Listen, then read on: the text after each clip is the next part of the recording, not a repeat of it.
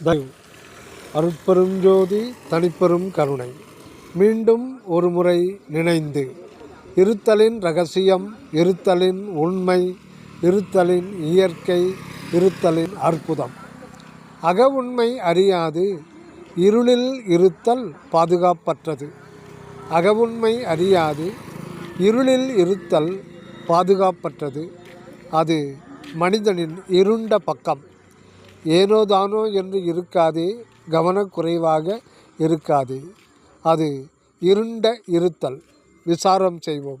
இருத்தல் என்பது ஒரு நித்தியமான அழிவற்ற ஓர் அக உணர்வு. ஆதி அந்தம் அற்றது, அனாதி இயற்கையானது.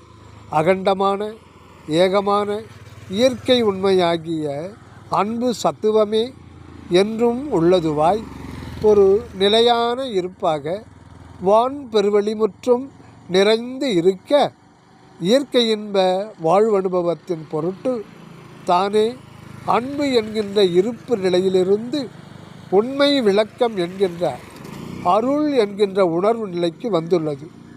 இந்த கடவுளின் தனிப்பெருங்கருணையாம் அருள் உணர்வே கடவுளுக்கு மட்டுமல்லாமல் மனிதனுக்கும் உரிமையான பொது உணர்வாக, அதுவே உண்மை மனிதனின் தயா மூல நிலையாக சிறநெடு சிற்றம்பலத்தே நிராதாரத்தை சதா ஒளிவிட்டு பிரகாசித்து கொண்டே இருக்கின்றது.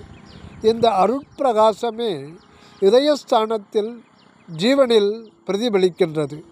ஆனால் மனிதனோ தான் இருப்பதற்கு மூலகாரண பொருள் எது என்று அறியாமலே ஏனோதானோ என்று எப்படியோ இருட்டில் இருந்து கொண்டு முடிவில் கழிந்து ஒழிந்து அழிந்து போய்கொண்டே இருக்கின்றான்.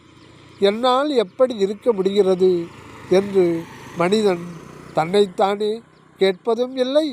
அது ஒரு முக்கியமானது, அவசியமானது என்றும் உணர்வதில்லை.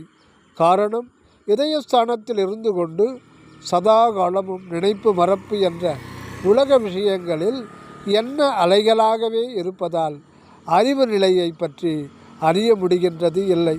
மனமானது மேலேறி புருவ மத்தியில் ஒருமையோடு நினைப்பு மறப்பற்ற நிலையில் இருந்து பழகி வந்தால் சீக்கிரமே திருவருள் வளர்த்தால் சிறிது சிறிதாக இருத்தலின் இயற்கை அற்புதத்தை உணர்ந்து அந்த இருத்தலில் அன்பே நிறைந்து எக்காலத்திலும் இருக்கலாம். எப்பாலும் எக்காலும் இருத்தலே பெற்றேன் நானே என்கின்றார் வள்ளலார்.